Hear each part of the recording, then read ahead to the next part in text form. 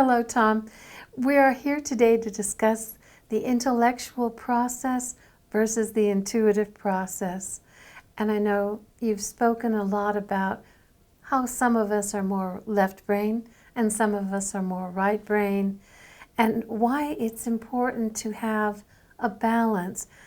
First, I would like you to tell us about what you mean by a balanced brain and why it is so important. And then I would like to explore remote viewing, healing, telepathic communication, and accessing the databases in a practical way that will allow people to recognize more easily when the intellect creeps in and interferes with that task, that exploring through consciousness they would like to accomplish. Okay, well, we like to use the right brain, left brain terminology. And for those of you who are a little confused at what that means, go listen to an audio clip. Actually, it's a video on YouTube by Jill Taylor. If you put her name in, up will come an audio, and she was a neuroscientist who was working in this field of how the brain works and the various hemispheres, and she had a chance to experience it up close and personal with a stroke. She had a stroke that basically made the left hemisphere not work. And when that happened, suddenly she was just left with the right hemisphere. And she can report from a firsthand experience of how that felt. And it's a very interesting video, so I'd suggest you go look up Jill Taylor. And she did a TED Talk, I believe, is one of them, or maybe it's some other video, but you'll find it. You'll find it on YouTube, maybe in several forms. Anyway, she explains how as the left brain receded and no longer functioned because it wasn't getting blood supply because of the stroke, and the right brain kind of took over because the left brain wasn't doing its usual thing, the way she perceived reality and the way she perceived everything, her reality changed dramatically. So that's the context in which we are using this left brain, right brain terminology. Actually, you can probably say the left brain, right brain is a bit of a metaphor for the difference between intellect and intuitive processing. Okay, so that's how we're using it.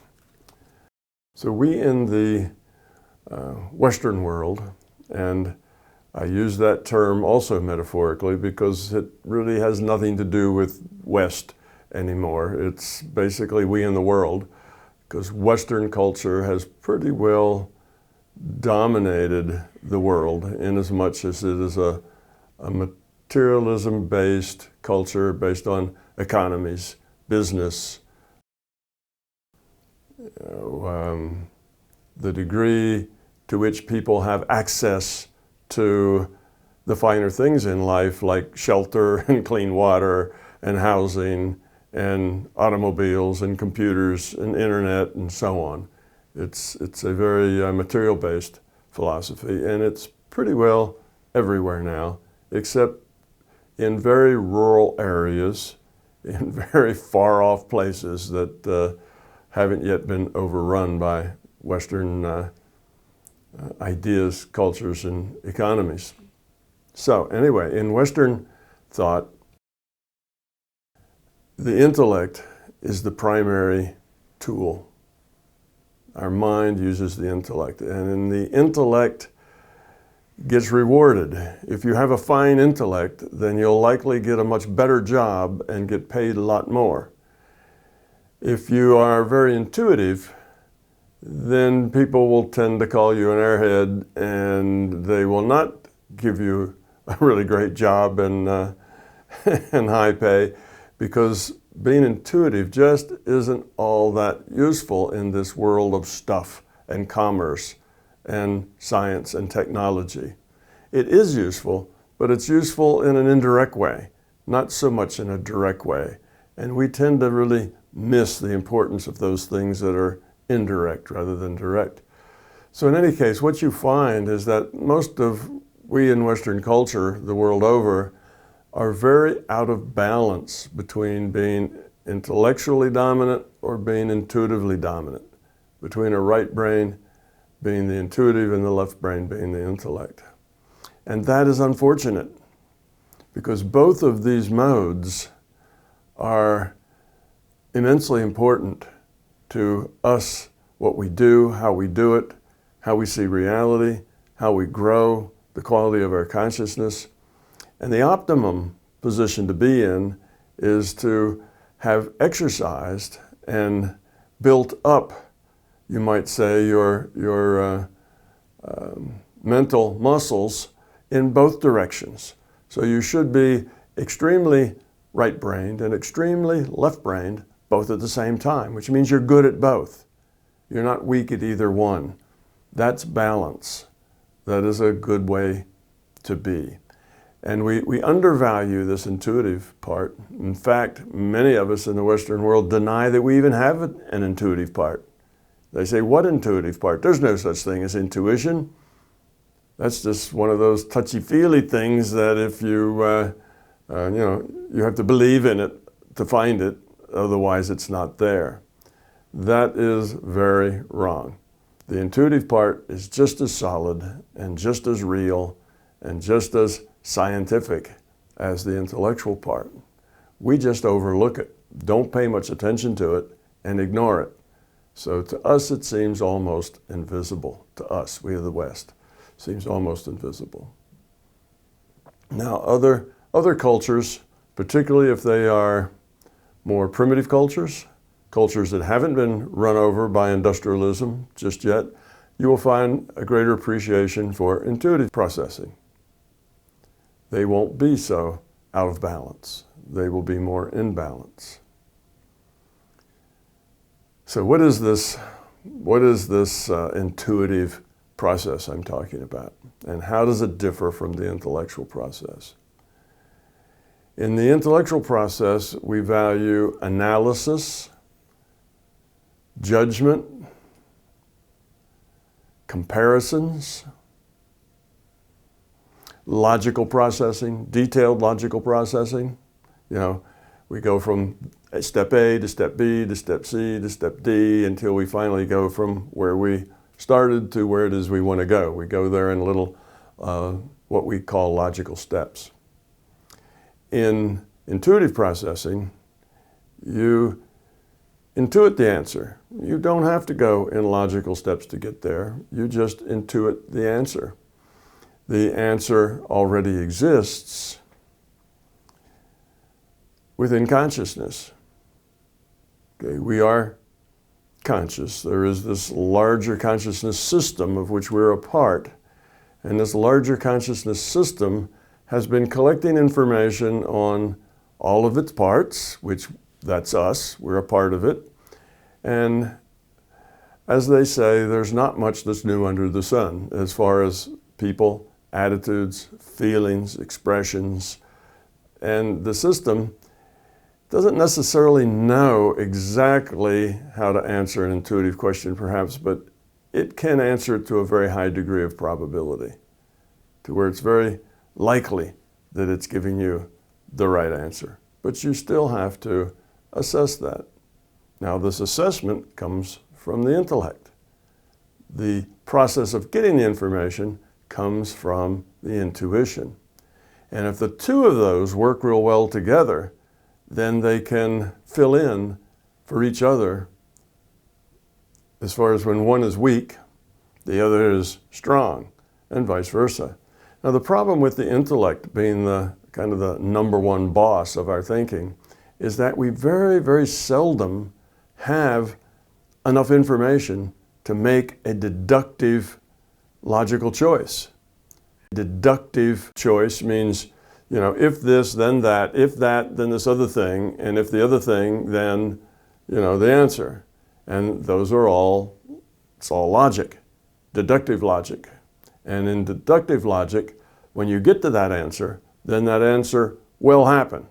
because you've looked at the path that it takes to go there. In other words, it's looking at the causality, if you will.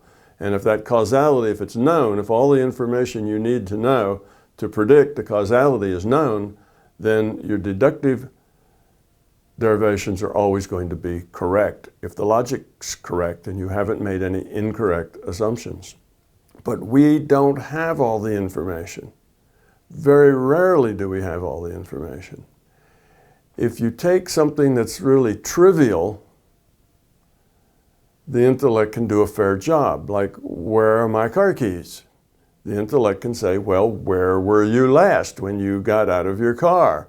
Oh, well, the car's in the garage, and I drove it here, and I haven't driven away, so the keys must be in the house someplace, or in the car, or somewhere in between. Okay, they're around here somewhere. Okay, so that's your analysis. But you don't know where. And that covers a lot of space, you see. And if you were to hone your intuitive side, you would say, oh, they're in the drawer in the cupboard next to the bed. You'd have the answer. You wouldn't have to logically try to retrace your steps, if you will, you see. So that's sort of the difference. We never have enough information, even in trivial things. Well, what about big things like, well, which one of these 3 women that I'm dating should I marry? Oh, I'm married. Now, how many children should we have? And which job should I take? Should I quit this job and try to find something better, or should I not? Or should I quit this boyfriend or girlfriend and try to find somebody better, or should I not? You see, you don't have enough information to answer any of those kinds of things deductively. So these are the big questions. These are the questions that will change the rest of your life. You know, should I get a motorcycle, or should I just use a cheap old Volkswagen for my transportation? Well, those will make a big difference when it rains, when it snows. You know, the risk that each carries, they're all very different. But how do you know what's going to work out? How do you know what's likely to happen if you make either one of those choices? You don't, so you guess. So the intellect is guessing all the time. Little bit of data, make a guess. And that guess is not intuition. That guess is just guessing, because the intellect doesn't have intuition. The intellect isn't intuitive. The intellect is analytical. There's another part of you that's intuitive. There's another part of your mind that does the intuitive function. So you have the analytic function, we call the intellect, and the intuitive function. That intellect doesn't do intuitive things, just like that intuitive function doesn't really do analysis. This is 2 parts of your minds. They're 2 separate parts of your mind, and they need to work together, you see. Can you distinguish, I know consciousness is at the being level, and that's our intuitive, that's what we try to tap into. Can you describe the intellect in terms of how we are avatars in a virtual reality? How does that work? There are varying degrees of intellect, and that makes a difference in people's lives as to what they can pursue, what they can do. How would you describe that, and how would you attach that to who we are as a being? Okay, we are subsets of a larger consciousness system. So to start there with a given, if those listening to this are confused by that, then you've skipped to a more advanced discussion, and you need to go back to a simpler one where we talk about who we are, how we got here, all of that basic stuff. So I'm just going to start at the top level, that there is this larger consciousness system of which we are a part. We're a piece of consciousness. And we are playing an avatar in a virtual reality game called the physical universe, which is the physical universe our avatar gets around in, which is the universe that you're in now while you're sitting listening to this. It's where we live in the physical universe. So given that, then this individuated unit of consciousness that is you can function in two different ways. One, it can function intellectually and do analysis. Okay, it can judge, it can assess, it can do comparisons, it does all that stuff. It can do logic. And the other part of this consciousness, another part whose processes are very different, is the intuitive part.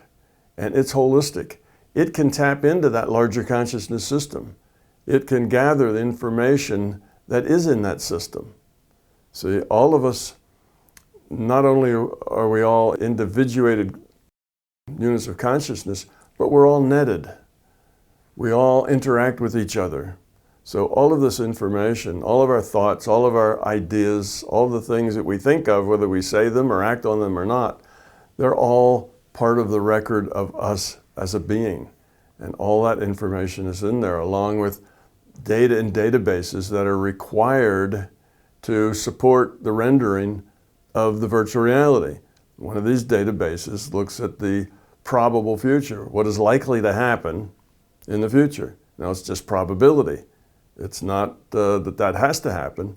The system in order to render it, has to have some idea of what's likely to happen next. So it's prepared to render the things that happen next. So it keeps this database. And in time, that database turns into the past.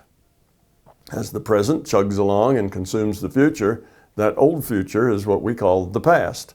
So you also have a past database of all the things that could have happened and the probability that they would. And through that past database is just a little thread that wanders through that database, which actually did happen. So you have all this potentiality in the past and all this potentiality in the future. And that information is available, but only through a direct connection with consciousness. And you, as an individuated unit of consciousness, can only access that direct connection in what we call the intuitive process. It's not an intellectual process, it's an intuitive process. So in this intuitive process, you have access to all of the potential future, the probability of future states, and to all of the past states. Well, that's a lot of information. That's tremendous information that is available on basically all of us. All of us, because the computer has to feed all of us data. So it tracks all of us and what we do. Think of a virtual reality game. In a virtual reality game, a consciousness, who we'll call the player, is getting a data stream from a server that's serving the virtual reality. You see? So the player and the computer and the server are in a constant dialogue, and the computer constantly is sending the player information. Now in one of our games, that information is pixels, dots on a monitor, 1 million dots on a monitor, and we, the consciousness, we look at those dots and we interpret those dots to be that virtual reality, rivers and streams and rocks and houses and people and whatever. We interpret those dots to be that, because we have learned how to interpret the dots from birth. It's what we do. It's how we learn. It's how to interpret those dots. What does it mean? What is an apple? What is mother? And we learn how to do that. Okay, so that's the nature of the virtual reality. So this consciousness now has two things that it can do. It can log on to a virtual reality game and play an avatar. Now it gets a data stream that tells the consciousness everything that the avatar senses through its 5 senses. What does the avatar see, smell, hear, feel, all of that. Okay, that's the data it gets. Whereas the intuitive part isn't involved in that data stream. The intuitive part is involved in connecting with the larger conscious system. It is consciousness. It's a piece of consciousness, and it can communicate and interact with consciousness. That's what it does. Well, I've simplified that probably a little too much. It's not, so I'm trying to separate it so that it's easy for people to understand. But when it comes together, okay, the consciousness that is me, both of those parts are available to me, and both of them intermix and interact. So there's a part of me that can gather data from databases, can intuitively connect with consciousness and connect with other beings, because again, we're all netted. So that can all be done on the intuitive side, and I have all the sense data that I get, and all of that comes to me in kind of a mishmash that just makes up me.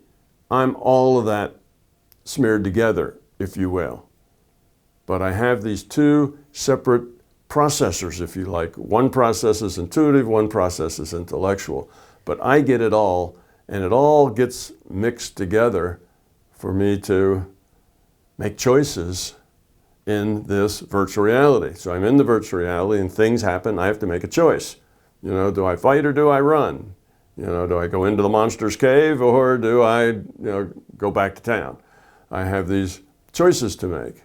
And I can make these choices based on my intellect, figuring out, well, what's the probability I'm going to survive the monster's cave? Or I have to go through that monster's cave to go to my next quest. Whatever, my intellect can be doing that, while my intuition can be thinking about, well, what other information could I use? How should I approach it? What is this monster like? It's finding out information that the intellect doesn't have. What is this monster like? Would you say that the intellect in this virtual reality is a type of constraint, just as the avatar is? So you are logging onto an avatar, and that avatar has constraints. So in terms of your virtual reality concept, just like this reality is virtual, so is the brain, if you will, of the avatar virtual. And in that sense, its consciousness must comply with the constraints that it has on that avatar, right, as far as intellect. And then conversely, you often talk about the LCS as being an intelligent, aware being, but there are no constraints on that intelligence as there are with us as avatars. Okay. Well, I wouldn't say there are no constraints, they're just different constraints. It also has its own constraints. This larger consciousness system is a finite system, with a finite amount of processing power, a finite number of bits, and so on. So it has its own constraints.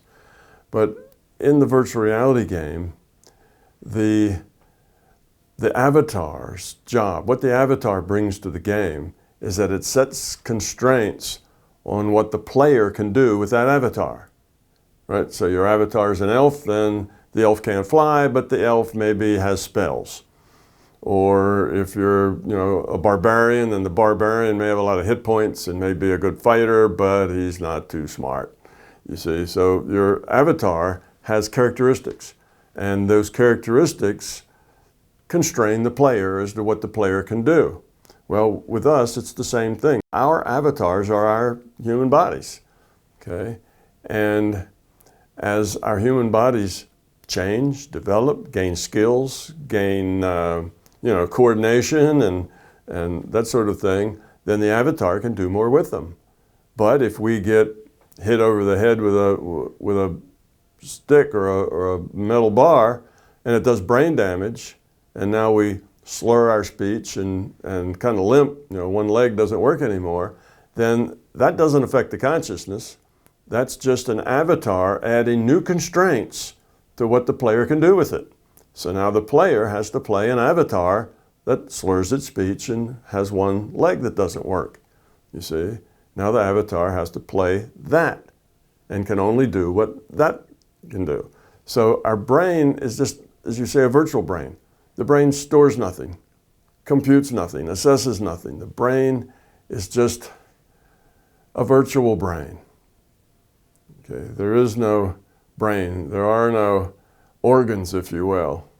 None of these things really exist in, let's say, portraying you and I. So here I am, I sit here in this avatar.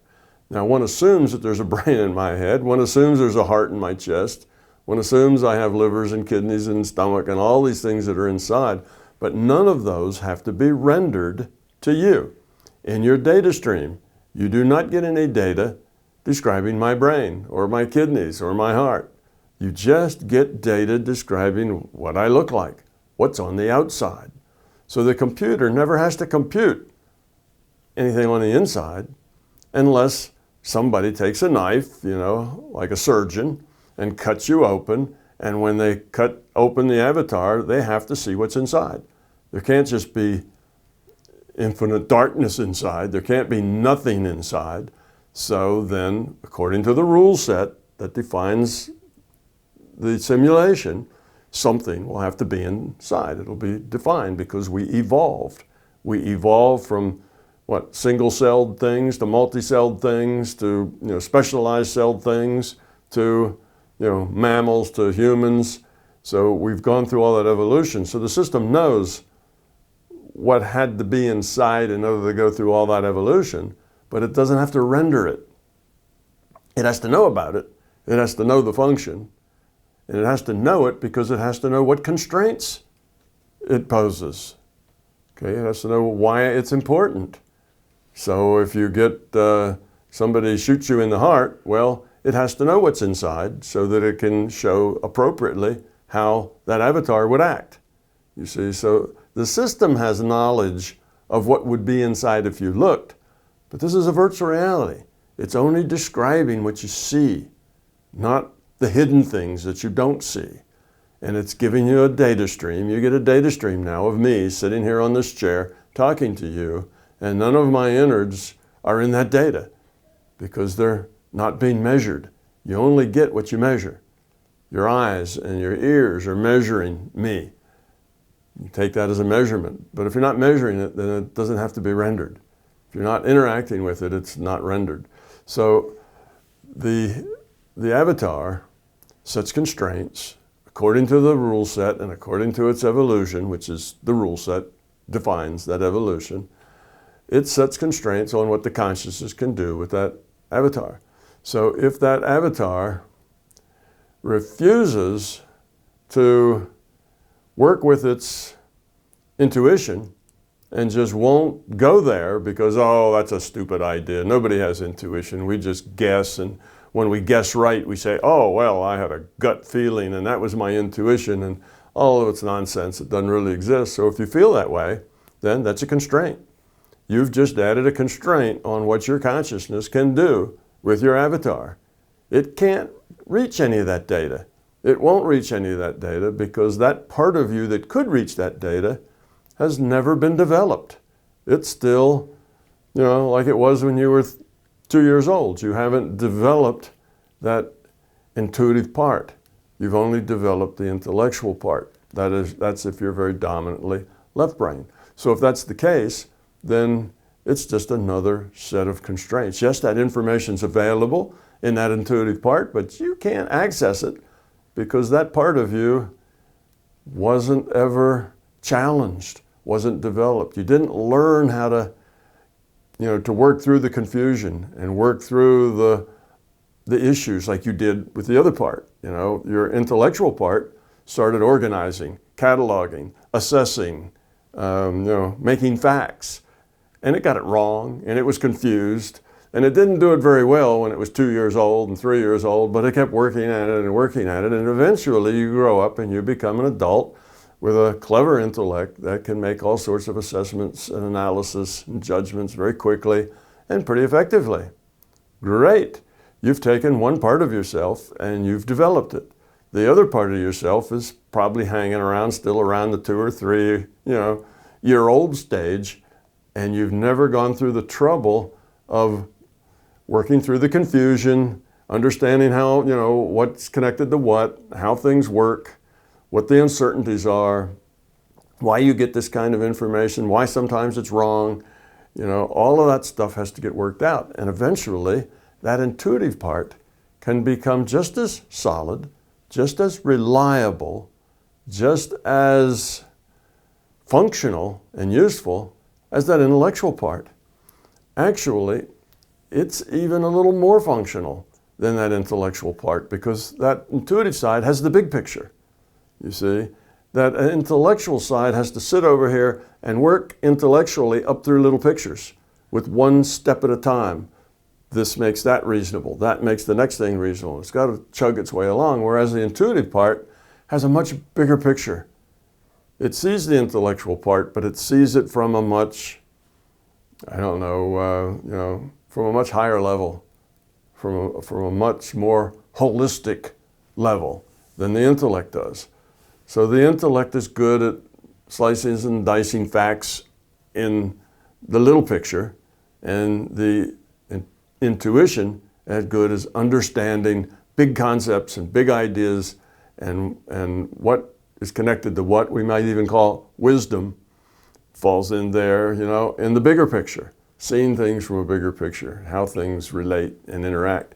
All of that is more accessible to your intuitive side. Now, everybody has some intuitive side and everybody has some intellectual side. It's not a matter of you're one or the other.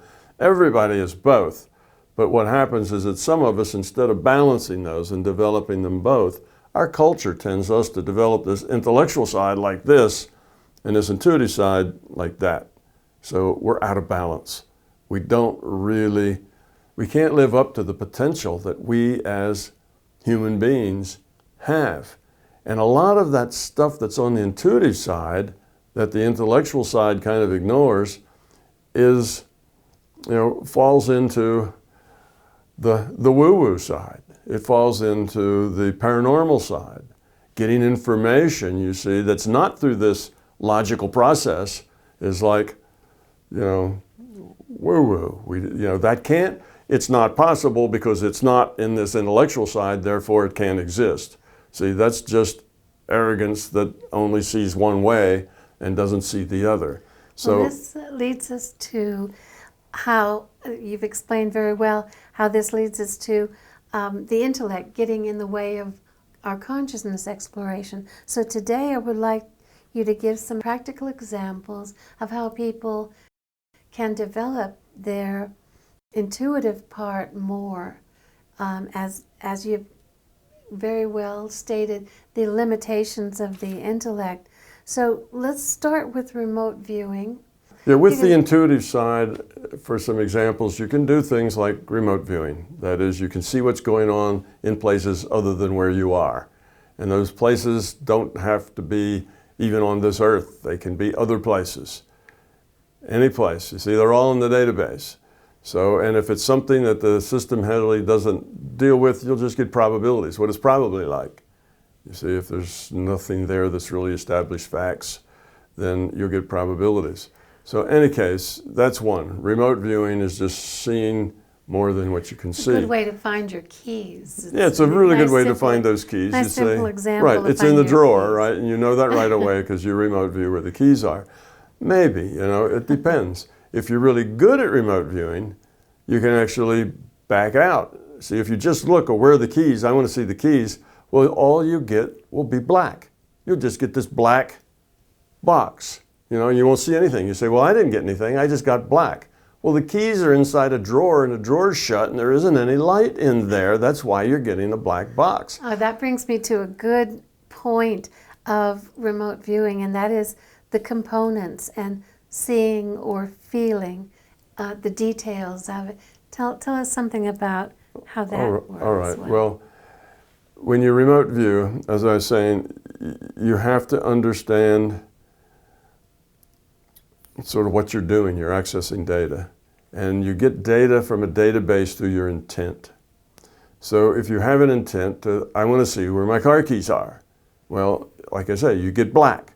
Because where your car keys are, there isn't any light. So your query was not general enough. So you had an assumption that those car keys were laying someplace that you could see them. Well, they're not. They're in a closed drawer where you can't see them. So you fail to get an answer because you don't realize that no answer is the right answer. You cannot see them. They're not someplace that you can see.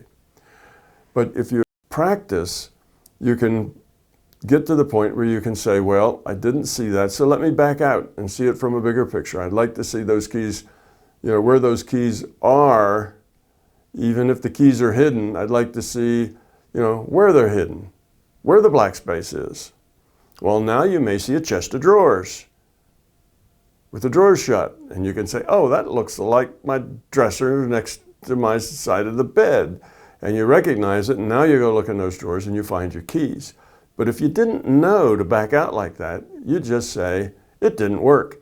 So this is what I mean when I say you have to practice. You have to understand what you're doing. Your whole life now, you've been practicing your intellect.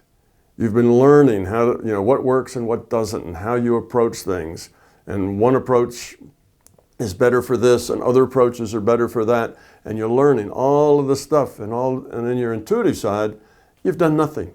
You have not practiced with that at all. So you find it all very confusing, very haphazard. You can't seem to control it. It sometimes works, sometimes doesn't, and it's just kind of strange, goofy stuff. And that's because you've never learned to develop it. So yes, it's going to be problematical. It's not going to be easy. If you'd never developed your intellectual side and somebody said something that required a little intellect, you kind of would act like you were retarded.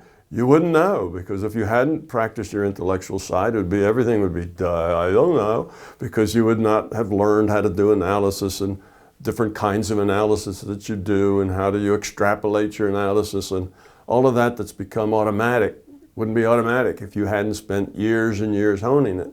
So on this intuitive side, where you spend almost no time at all honing it, well, if you're left brain, if you're right brain, you spent time honing that intuitive side. So you are good at that, and probably, like most right brains in our culture, your left brain has not been exercised much, and you're not very good at the logical process.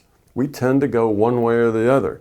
So what you do then is you start looking for other details, other things that'll help you, say, describe your target that you're remote viewing. So the way that a beginner will succeed more easily is to break these things down into pieces, okay? And if you were looking for your car keys, you've already seen something black, and that didn't help. So you might think, well, you might want to break that down into other things. Well, the place where they are, does it have an odor? Does it have space? How much space? Or is it tight? Is it cramped? Or is it spacious? You might want to ask, does it have a particular odor? Maybe your drawers are lined in cedar, and that smells like cedar. You see, you'd get that. So you'd want to, and what is the ambience there? Well, you can do this with almost anything. Is it sad? Is it yellow or blue? What are the colors? What are the feelings? What are all the sense data? What do you hear? What do you see? What do you feel? A lot of it is in feeling space. What's the ambience of the place? So you can get all this information, and then that will help you define what it is. Whereas if you just look and say, well, all right, there's a picture in this box. What's the picture? Well, you have to be a really good remote viewer just to give them the picture. But if you're learning and you want to make it easier for yourself, then you have to get all the nuances, all the different pieces of that picture. Is it a happy picture? Is it about people? Is everybody having fun? What do you hear? Oh, I hear noises like, people laughing and clapping their hands like it's maybe a party or at a performance someplace. And let's see, is there a smell? Yeah, I smell popcorn. And you do all this stuff, and now it'll be a bunch of people sitting in a movie theater or something, you see. But to just get people in a movie theater, you would have to, right out of no context whatsoever, put that together and in your intellect. And your intellect is not really playing here. Your intellect doesn't have any data to work on. So your intellect comes up empty-handed, You have to get this through the intuitive side. So our problem that we have, say remote viewing just as an example, the problem we have is that that intellect is so dominant that as soon as the intuition starts to gather some data, the intellect will jump in and try to analyze that data. And name it. And name it and say, what is it? Okay, what is that? So what's in the box, you know? Yeah. And you'll look at the box and the first thing you'll say is, well, it's kind of roundish and smells good, like sort of a pastry shop. And right away, oh, it's donuts. Oh, it's it's a whatever. And you'll make stuff up. And that's the intellect getting in front. You know, when we use our telepathic skills, we all have telepathic skills. We're all connected to other people. And if we develop those telepathic skills, we can communicate with them. So when you're working your telepathic skills and you just ask like, well, I'd like to talk to Joe. Hey, Joe, are you out there? And you hear Joe say, yeah, I'm here. What do you want? The intellect immediately jumps in and says, oh, what was that? Did I just make that up? All right, I was talking to Joe. I guess I just made up that he answered, you know. Your intellect gets in front and wants to analyze the data you got because that's what it does. And as soon as it does that, you're no longer connected to that data stream through your intuition. So remote viewers have found some things to get around that, to keep their intellect out of it. One thing they do is they try to remove all information from the subject. Say there's something in a box. Well, even that gives them some information because if they see the box, they know it, say the box isn't any bigger than this, by that. Okay, now it's got to be something about that size. So the intellect is already analyzing what could possibly be in the box. So it's not going to be a horse because a horse is too big. Wrong. It might be a little tiny statue of a horse, you see. But your intellect will say, horse, way too big for the box. You see? The intellect gets in the way. It's a problem. So we have remote viewers saying, well, look, we've got to get rid of the information. And the way they tend to work is triple blind. They'll have one person A, and these people don't know each other, right? They don't interact with each other. So person A, all by themselves, gets together 10,000 photographs that have clear elements to them. A photograph of just a cloud of fog, isn't useful because there's nothing really there. So, they have stuff in them that you could see. And so they got their 10,000 photographs together from whatever source. And they take each photograph and they put it in an envelope. So they just randomly put it in an envelope. And now when they're done, okay, they give those envelopes to somebody else. Well, somebody else takes those envelopes, stirs them all around, and numbers them. 1, 2, 3, 4, 5, that kind of thing. All right, so now they're number 1 to 10,000 envelopes. Okay, now the remote viewer, or the person who's implementing the remote viewing, okay, he asks for a target to remote view. At that point, you do a random selection of a number between 1 and 10,000. And you just do that in a computer that has, a random number selector. And it'll go from 1 to 10,000, and you push a button, up comes a number 1,257. Now that corresponds to some envelope that has some picture in it. Now that person takes that 1,257, that's the number that you get, right? Random number. And that puts that random number into an envelope, another envelope. So now you get an envelope with a little card in it that says 1,257, and it hands it to the next guy. And the next guy takes that envelope, walks over to the remote viewer, and says, I've got a number in here that corresponds to a picture. Tell me what the picture's about. He never opens the envelope. He never tells him what the number is. He just says, I've got a number in this envelope that corresponds to a picture. Describe the picture for me. You see, that's triple blind. Nobody knows what the other people did before. It's randomly drawn out of 1 to 10,000 pictures. And no, the pictures aren't all the same. You know, it's not a picture of rubber duck and then the guy knows he ought to say rubber duck because he's going to be right, because all 10,000 of them are rubber ducks. It's not like that. The first guy was meant to put pictures, all different kinds of pictures, of all different kinds of things. All of them should be as unique as possible, have unique elements in it. And those elements could be color or shape or, you know, landscape or, you know, still life or people or children or adults. I mean, there's just lots of things you can pick from. And dogs and cats and horses and all sorts of things.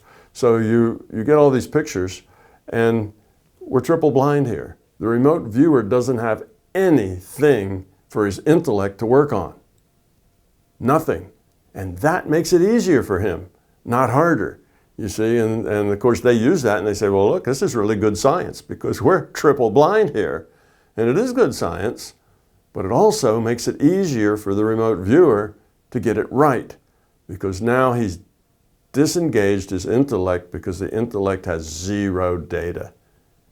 See, that's the way remote viewers prefer to work. Triple blind is easier than if somebody says there's something in a box and you know that it's got to fit in the box. Your intellect has some information.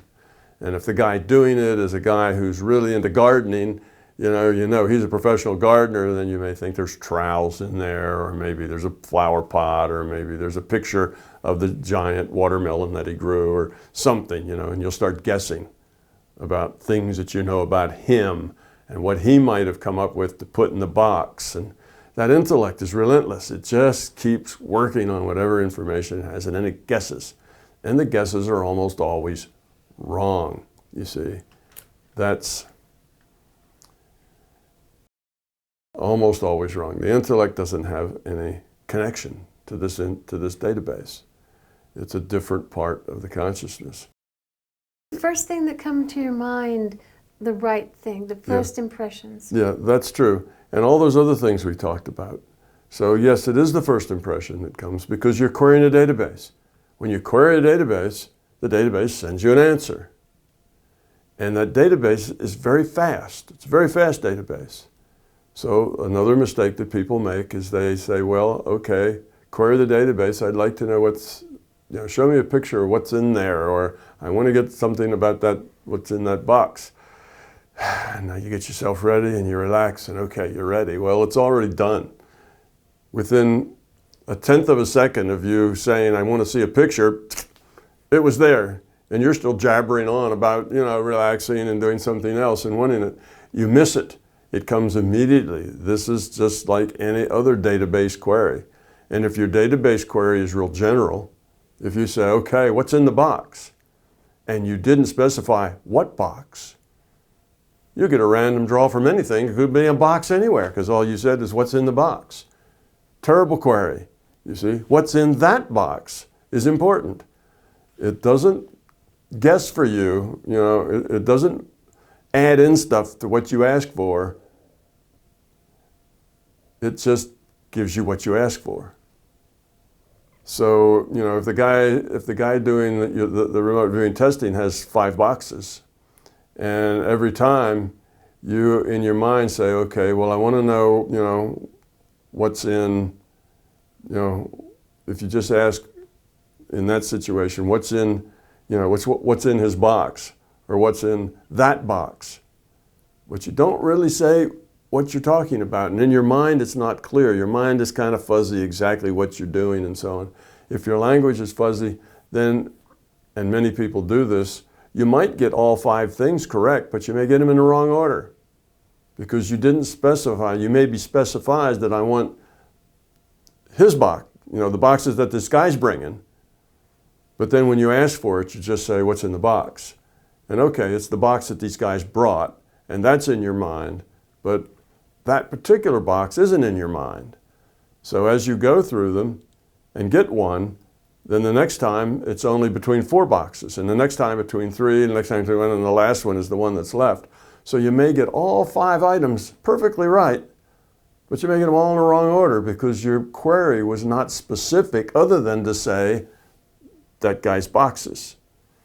I mean, you intended it somewhere in there, but you weren't clear.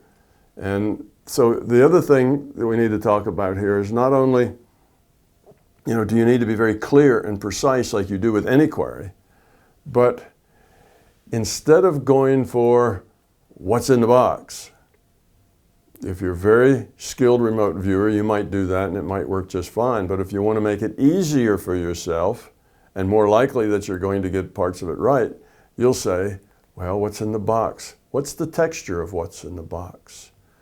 What, is it a tool? Is it some kind of tool or something you use to work with in the box? What's the color of the thing in the box?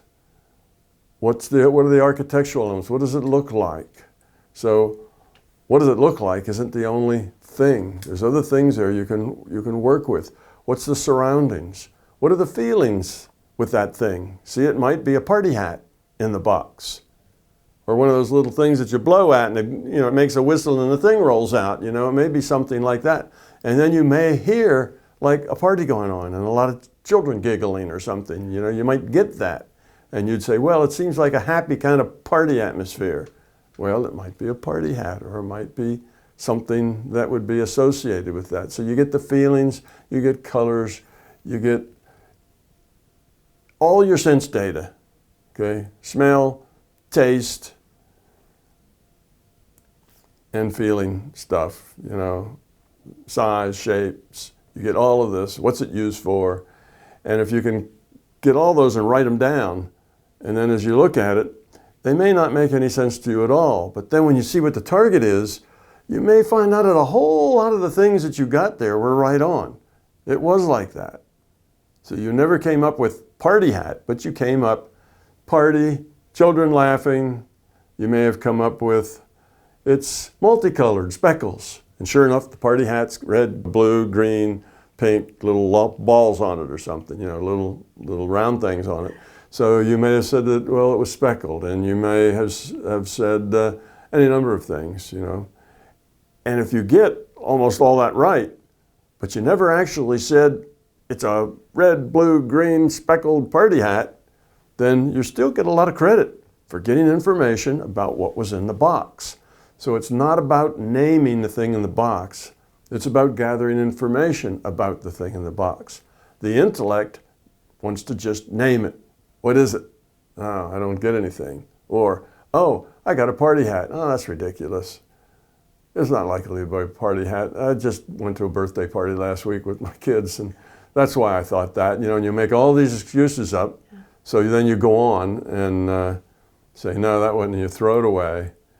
So, and that throwing away isn't necessarily a long thing. You may do that in milliseconds to where you threw it away and your intellect is not even necessarily aware that you got it, processed it, and went on because you decided it was useless. Therefore, it never even gets sent to your intellect to process.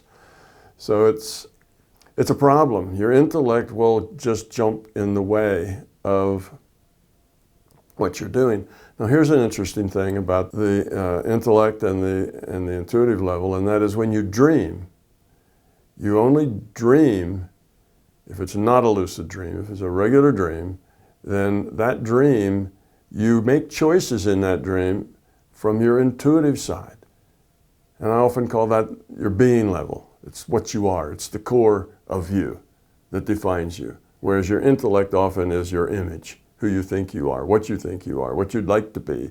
That's what you have in your intellect, because your intellect tends to have a lot of ego and beliefs in it, whereas your core of you is just what you are. So when you have normal dreams, all the choices you make in those dreams are you. They're right out of your being level, right out of your intuitive part. So that's interesting. Now, if you have a lucid dream, now your intellect gets involved and starts analyzing and judging and doing other things. And that's different than a normal dream. So we do use this intuitive side all the time, like in dreaming.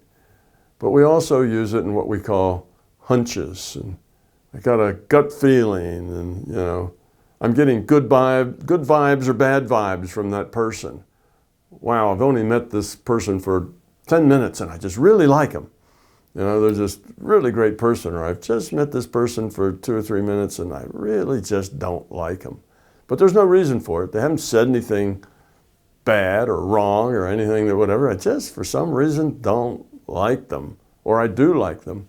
And we call that getting good vibes or bad vibes, but that's New Age talk, and it has nothing to do with vibes.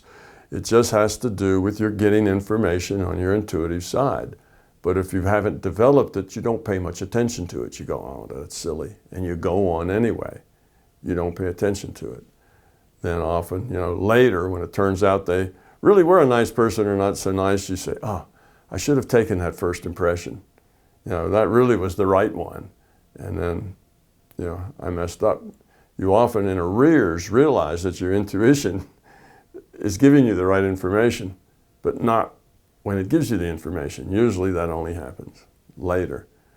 And it's not the same as a gut level guess.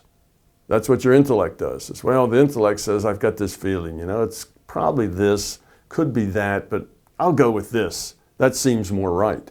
That's just your intellect taking a guess. And that's often done out of the intellect, not done out of the intuition at all. Don't call that your intuition and claim that your intuition isn't very reliable, because mostly that's your intellect. Does that sometimes get confused? And how can we develop a way to recognize more when that intellect jumps in?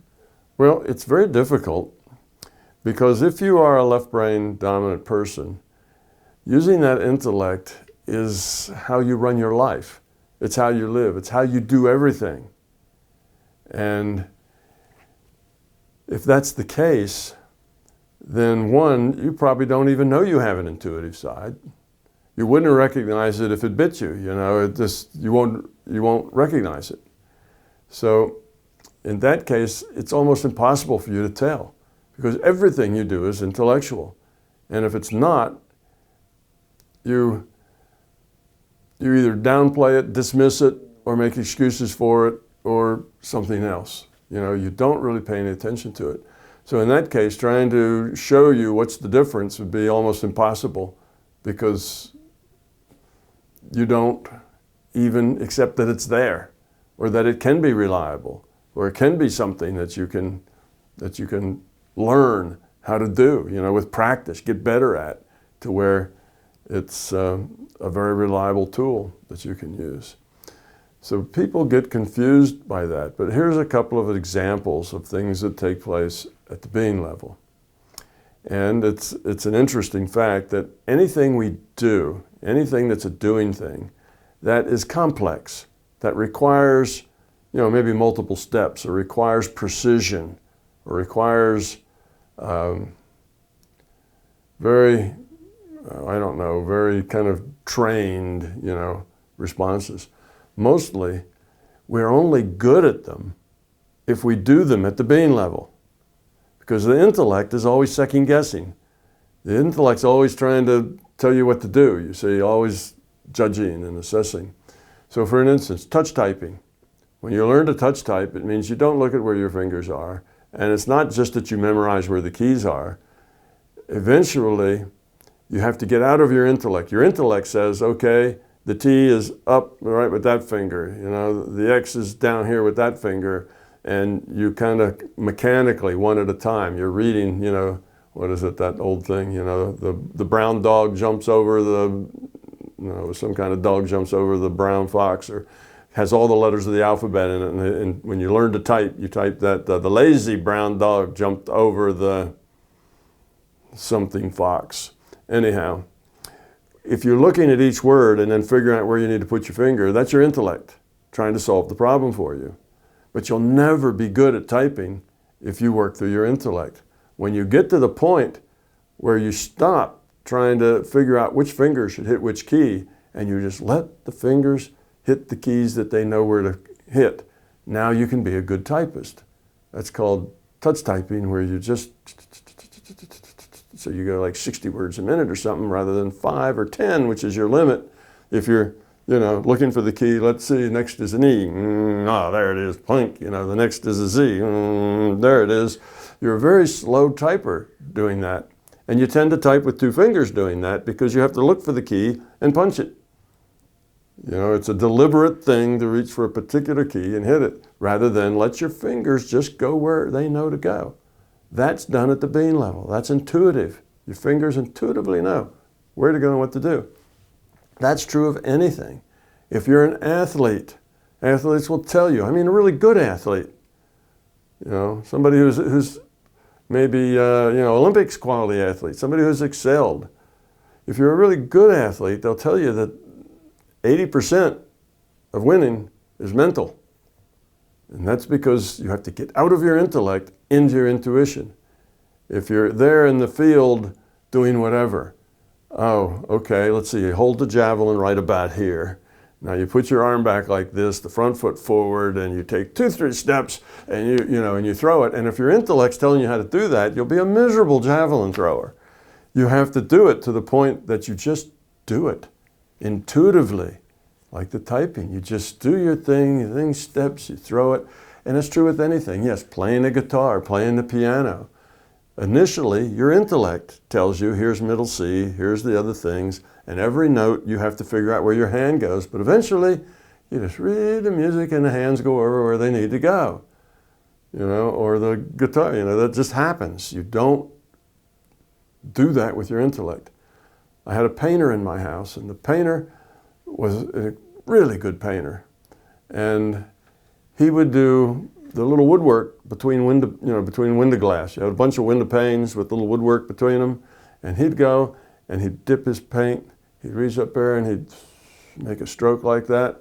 And when he did, you know, there wasn't a single molecule of wood that didn't have paint on it, and there wasn't a single molecule of glass that did have paint on it.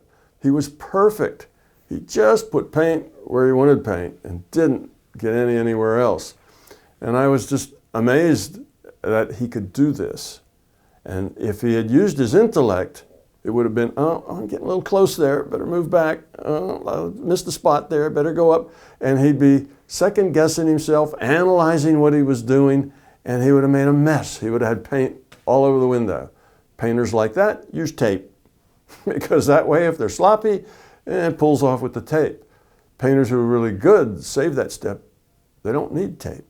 They can just paint it and do it perfectly. One stroke after the next after the next. And if you ask them how they do it, you realize that they get in what's called the zone. They're in the zone, just like that javelin thrower. Can't throw that javelin unless his mind is in the right space. And it's not an intellectual space. It's in a space of the result, of success, of just doing it. And you know you've done it well when it feels right. Not when your intellect has decided that you made all the right moves, but when it really feels right, it's a feeling, you know, you've done it right. Well, that's the painter's in the zone. The athlete has to get in the zone. That's why when an athlete gets out to go, you know, he's not talking on his cell phone, you know, selling stocks and, you know, talking with these kids and then closes the cell phone, grabs his javelin and throws it. That won't work. He's got to get his head into the right mind space where he's out of the intellect into the intuitive side. You have to stay focused in that space. Get in the zone and stay. So anything, athletics, no matter what you're doing, you have to be able to get out of your intellect and do it well. And I say anything, I mean anything complex. Anything has a lot of parts in it, because your intellect cannot correlate a lot of parts very quickly. Your intellect isn't that quick, but intuitively you can correlate all those parts perfectly. It's a matter of what do they call muscle memory, you know, if you're an athlete. But it's not just muscle memory. It is an intuitive space. You can have all the muscle memory because you've practiced for, you know, thousands of hours and get up there and have a terrible day. That terrible day is because your mind wasn't in the right place. So this intuitive side is really very powerful. It can do all kinds of things your intellect can't do. It puts you in the zone for all sorts of things. When you're solving a problem, you're a mathematician and you're solving a problem. Mathematics is very logical. That's a logical process. That's left brain work. That's intellectual work. and you're working down here and you get to a point that just don't see the next step. Well, you can push at it and you just don't see the next step. And then you take a deep breath and you kind of close your eyes and you just kind of let the problem go, and there's the next step, you see. So even technical people who are very left brain use their intuition all the time. It's where, art is all done at an intuitive level. Art that's done at an intellectual level isn't really art. It's just technique. Art has to be done at the intuitive level, where it doesn't say anything to you. It isn't good. That artist playing that saxophone or whatever, he's not thinking where his fingers ought to go. He's just expressing his feelings through his instrument. It's all intuitive driven. So see, we say, oh, that intuition. There really isn't any intuition, and it's not there. All of the art comes out of the intuition. Most of the big scientific breakthroughs, the ahas, all come out of the intuition. They all happen when you're not really pushing on it with your intellect. You're relaxed, you're open, but in your mind, because you've been working on it, you have the question, well, just how does that work? What's that next step? But you're not trying to push it. You just have that in your mind and you're relaxed and poof, there's the answer, you see. A lot of the novelists get their plots and their stories intuitively. They're not intellectually doing all of that. A lot of it's an intuitive process. Intellectually, they have to make coherent sentences that have all the verbs and nouns and everything else in the right place, in the right tense, at the right time. But that's the mechanics of it. The creative part of it is mostly intuitive. What feels right, what feels good. And that's true of everything we do. So if we really discount that intuitive part, we'd be uncoordinated slobs who couldn't think up anything new. You see, that intuitive part is really important to us, but yet we never take the time to develop it, to hone it, to understand how it works, to make it reliable. But we use it all the time, whether we're a doctor, a lawyer, an Indian chief, a mathematician or whatever. We get that kind of spark of knowledge, of inspiration. It just comes in a lump from our intuition. And the same way it is about people. If we interact with people, your intuition tells you about that person and what they're feeling and what they're thinking and the kind of person there is. It comes right to you. What would you say is the best way to help someone more left-brained develop their intuition? Well, there's lots of ways, and one of the good ways are the ways we just talked about is remote viewing. You can take your there's lots of things you can do, but here's one, let's say, is remote viewing. You can go to Google and put in remote viewing targets, and you'll come up with 5 or 6 free target sites on the internet that will simply give you a number, and then you go remote view what that number relates to, some picture, just like we said, and then after you've written down what it smelled like, what it felt like, what color it was, how did it feel, what did it look like, and once you've put all that stuff down, then you go up and type that number into that site and up comes your picture. And now you can look at your picture and look at what you drew and what you wrote down and see whether you get immediate feedback, whether you got any of it right or none of it right. And if you do that, and let's say, the first couple of times, your intellect's going to jump in and mess it up. You're probably not going to do very well. Occasionally, you'll startle yourself and you'll say, wow, I nailed that one. Well, then's when you say, well, what did I do differently? And what'll come to you is, well, I didn't really try. I gave up and said, I'm no good at this. Who cares? Yeah, I'll do another one. And you just weren't trying. That's the one you get right, because your intellect wasn't in there trying to solve the problem. So eventually, if you go through hundreds of these, you'll find what works, what doesn't, the state you need to be in, how you have to approach it, and so on. And eventually you can help train your intuitive level to remote view, you see. Now, I knew a guy that was a course I was taking, and this was an intuition developing course. And he had I think it was 5 cups, just plastic drinking cups like you could buy at any grocery store. And one was yellow, one was green, one was blue, one was red, and I think he might even had an orange. And he had these cups, and he had matching balls. They were balls sort of like tennis balls, but just, about that size, but small. And they were the same colors, yellow, red, blue, green, orange, all that stuff. And what he did is that he put a mask on, one of those sleep masks that no light can get through, not just the bandana over his eyes. That's too easy to look around it. But, a big one that goes all the way from the top of your forehead all the way down, around your nose. And it's perfectly blacked out with soft foam rubber around it. We put on a mask like that. And then he had somebody hand him a ball. And he put the cups out in front of himself. But then after he put his mask on, somebody else took the cups and rearranged them, shuffled them all around. So he didn't have any visual information about what color was where. Then they'd hand him a ball. He would take the ball and drop that colored ball into the cup of the same color. And this guy had done this, obviously, for a long time. He was one of the teachers in this course on how to develop your intuition. And you could hand him the balls, and as fast as you could hand them to him, he could put them in the right cup. So he'd sit there and they'd give him a ball and he'd plop. You give him the green one in the green cup, give him the red one in the red cup. And he'd do it just that quick. The ball would hit his hand, he'd just stick it in the right cup.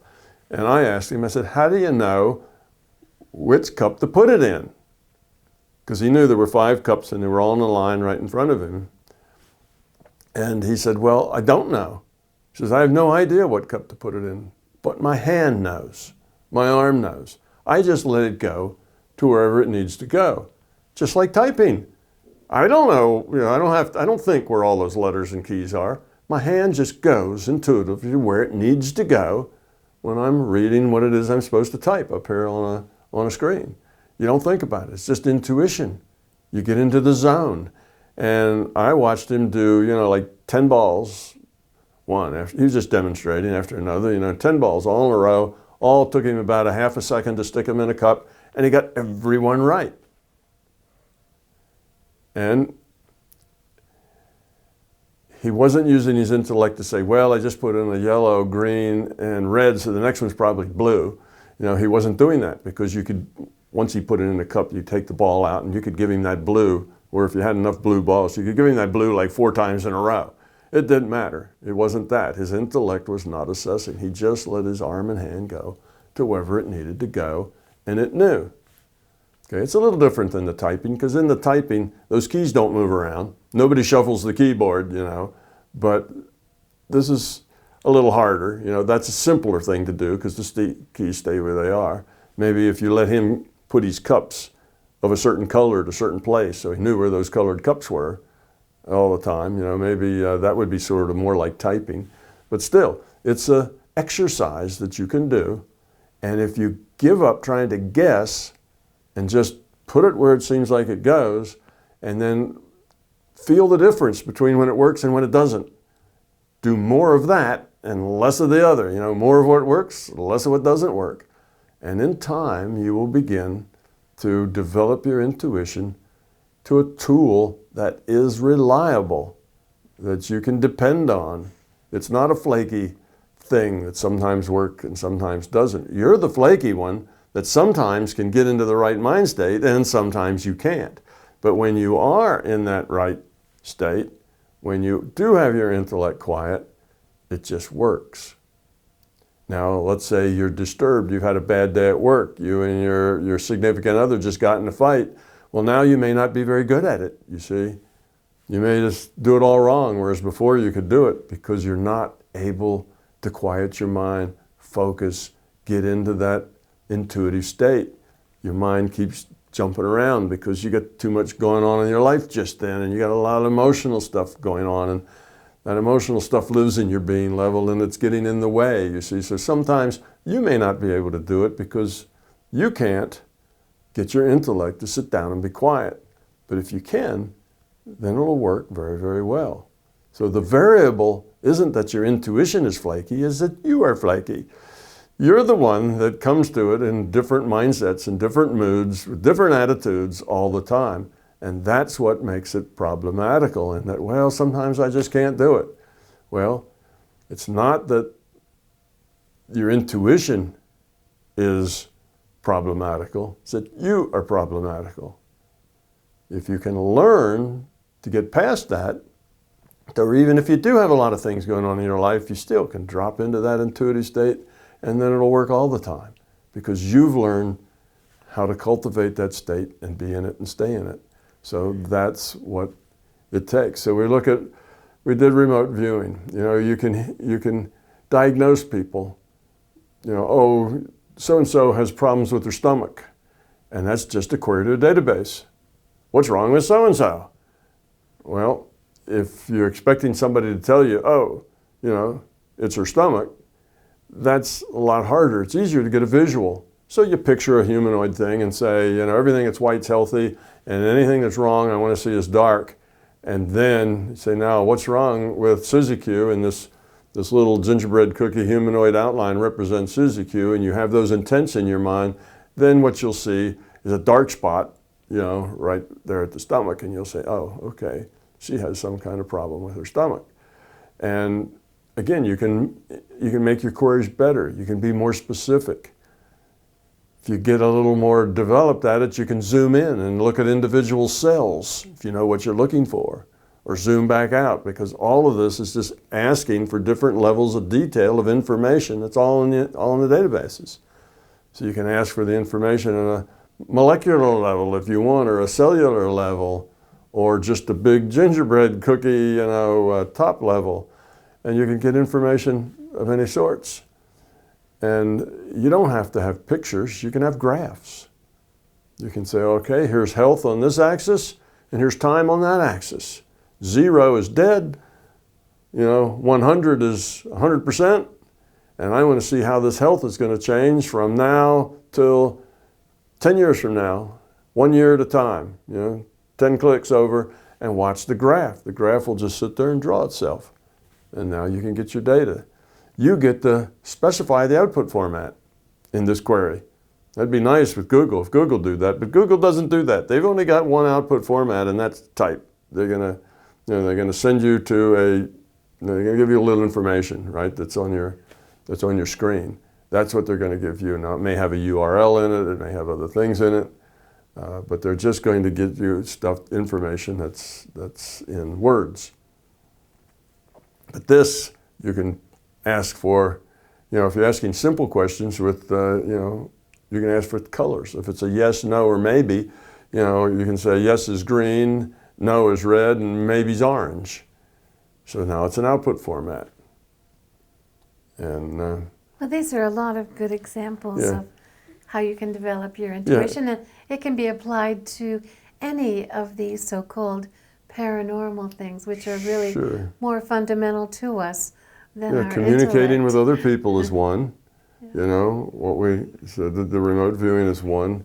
Getting data out of a database, not only about somebody's health, but about somebody's emotional state, or somebody's spiritual state, whatever. If you can define it in your mind of what you mean, then there's information that you can get on that.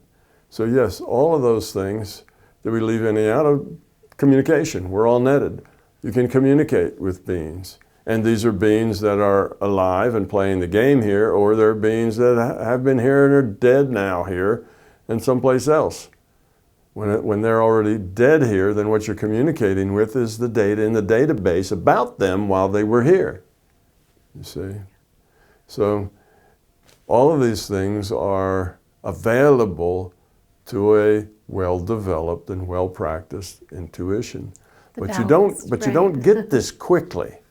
You're not like in 2 weeks going to have a really well-developed, you know, how long did it take you to get your intellect to the point that it, you know, is where it is today? Years, decades. You had to learn the basics. You needed a lot of experience. You learned from the experience. It's the same way in the intuitive side.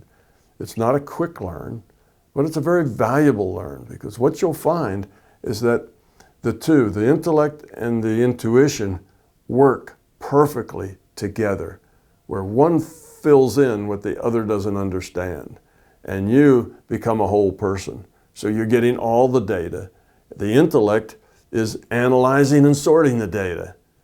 And the intuition is gathering data. And the intellect takes that data and the data that it sees in its own experience, pulls it all together, and you come out with a result.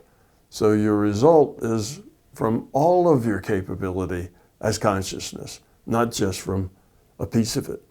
It's from all of it. And you don't have to really work at the integration or anything else. That all just automatically takes place because you have an intent for a result. And it's a shame that we ignore a very important, a very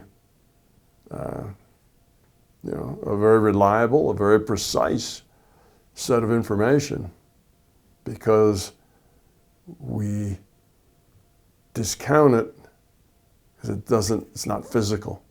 You see, this intuition is not a physical thing.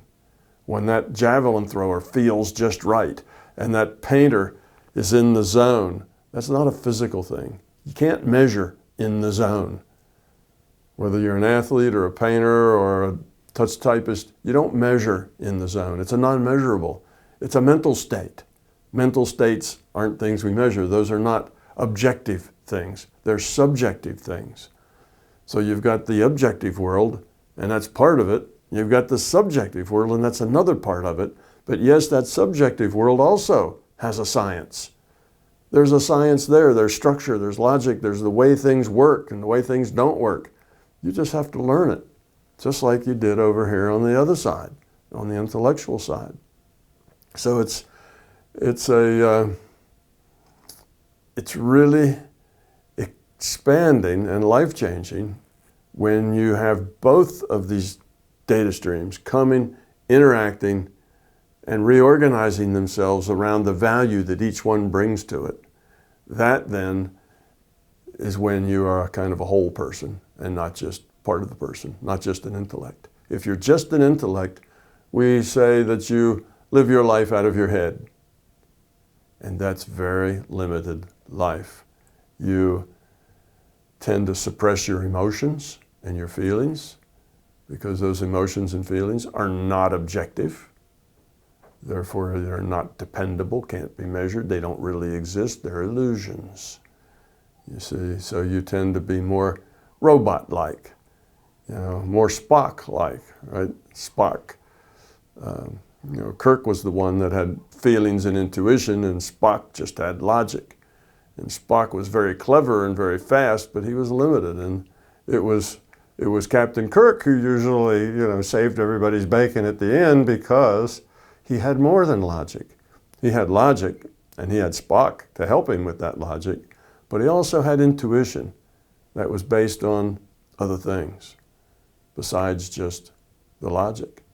And that's the reason they succeeded in most of their adventures, was because both of those things together, working as a team, are really very powerful. And you can have that, in yourself. Otherwise, if you're very, very left brain, you don't get relationships.